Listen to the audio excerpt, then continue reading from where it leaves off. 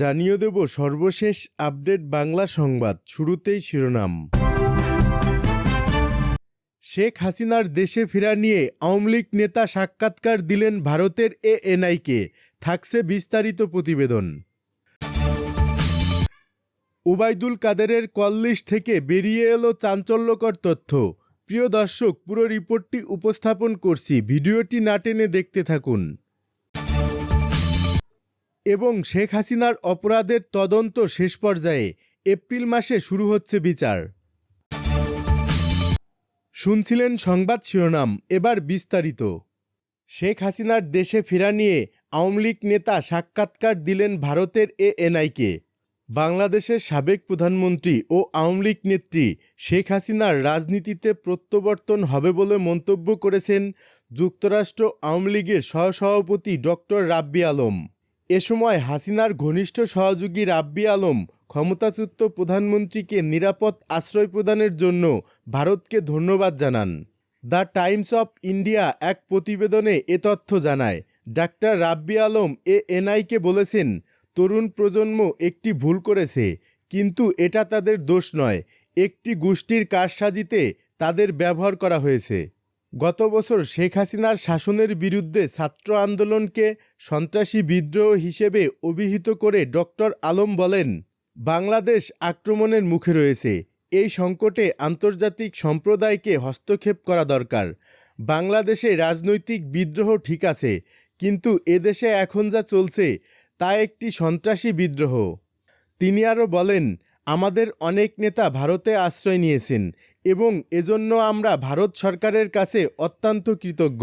নরেন্দ্র মোদীর প্রতি যুক্তরাষ্ট্র আওয়ামী লীগের সহসভাপতি ডক্টর রাব্বি বলেন, আমি প্রধানমন্ত্রী নরেন্দ্র মোদীকেও ধন্যবাদ জানাই। আমাদের প্রধানমন্ত্রী শেখ হাসিনাকে নিরাপদে ভ্রমণপথ দেওয়ার জন্য আমরা ভারতের জনগণের কাছেও কৃতজ্ঞ। প্রধান উপদেষ্টা ডক্টর ইউনূসকে পদত্যাগ করার আহ্বান জানিয়ে ডক্টর আলম বলেন, আমরা বাংলাদেশের প্রধান উপদেষ্টা ডক্টর ইউনূসকে পদত্যাগ করতে বলবো এবং যেখান থেকে এসেছেন সেখানে ফিরে যেতে বলছি। আপনার আর থাকার দরকার নেই। বাংলাদেশের জনগণ শেখ হাসিনাকে চায়। ওবায়দুল কাদেরের কল লিস্ট থেকে বেরিয়ে এলো চাঞ্চল্যকর তথ্য। ২৪-এর গণ অভ্যুত্থানে ছাত্র জনতার উপর নির্বিচারে গুলি চালানোর মাস্টারমাইন্ড ওবায়দুল কাদের ঠিক কোথায় আছে তা নিয়ে যখন নতুন করে চলছে জল্পনা কল্পনা, ঠিক তখনই তার ব্যবহৃত সিমের লোকেশন ও কল লিস্ট ট্র্যাক করে পাওয়া গেছে বেশ কিছু চাঞ্চল্যকর তথ্য। ক্ষমতায় থাকাকালীন বিলাসী ও শৌখিন এ নেতার সঙ্গে বিভিন্ন নায়িকা ও মডেলের ছবি সামাজিক যোগাযোগ মাধ্যমে ভাইরাল হওয়া ছিল নিয়মিত ঘটনা। অনেক নায়িকার সঙ্গেই তার ঘনিষ্ঠতা নিয়ে ব্যাপক গুঞ্জন ছিল সামাজিক যোগাযোগ মাধ্যমে। অবশ্য প্রকাশ্যে সেগুলো নিয়ে কেউ কথা বলতে সাহস করত না। কিন্তু ক্ষমতাচ্যুত হওয়ার পর থেকেই একের পর এক চাঞ্চল্যকর তথ্য বেরিয়ে আসছে সাবেক সড়ক যোগাযোগ ও সেতুমন্ত্রীকে নিয়ে। সবশেষ গেল ৫ আগস্ট দুপুর ২টা ৪২ ওবায়দুল কাদেরের ব্যক্তিগত ফোন নাম্বারটি ফোন ট্র্যাক লোকেশন ছিল মোহাম্মদপুর। এবার সামাজিক যোগাযোগ মাধ্যম ফেসবুকে প্রকাশিত হলো তার একটি কল লিস্ট। ওই কল লিস্ট অনুযায়ী ৫ আগস্ট আগে পরে ২ মাসে অসংখ্য নম্বরে কথা বলেছেন তিনি, যেখানে অনেক নায়িকা ও মডেল অভিনেত্রীদের সাথে যোগাযোগ রাখার বিষয়টি উঠে এসেছে। ওই কল লিস্ট অনুযায়ী নায়িকা কেয়া, মিস বাংলাদেশ ফারজানা, অ্যাঞ্জেনা এলিন সহ মডেল নায়িকারা যেমন আছেন, তেমনি ফোন দিয়েছেন ময়মনসিংহের নেত্রী কবিতাকেও। ওবায়দুল কাদেরের ৫ আগস্ট সহ আগের এবং পরবর্তী সময়ের কল লিস্টের সিডিআর কপির আংশিক প্রকাশ করে সাংবাদিক জাওয়াত নিঝর। তবে এই সিডিআর কপি বের করেছেন সাংবাদিক মনোয়ার আলম নিঝর। জাওয়াত নিঝর ফেসবুকে এক পোস্টে এসব তথ্য জানিয়েছেন।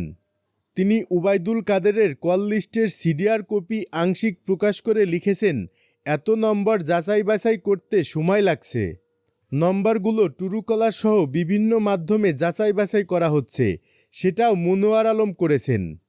তিনি আরও লিখেন, ওবায়দুল কাদেরের কল লিস্ট পর্যালোচনা করে দেখলাম ফোনে সে কম কথা বলতো, কিন্তু তার ফোন লিস্টে নায়িকা মডেল অভিনেত্রীদের নাম্বার কেন?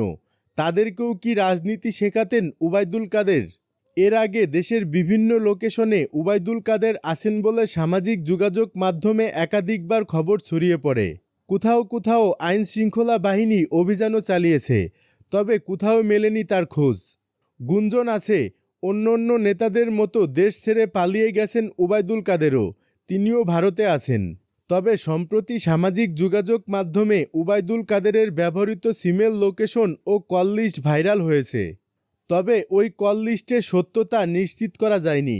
ভাইরাল ওই তালিকায় দেখা যায় সর্বশেষ ৫ আগস্টের দিন দুপুর ২টা ৪২ তার ফোন ট্র্যাক লোকেশন ছিল মোহাম্মদপুর। এই তথ্য অনুযায়ী রাজধানীর মোহাম্মদপুরের স্যার সৈয়দ রোডে সর্বশেষ অবস্থান পাওয়া যায় উবাইদুল কাদেরের।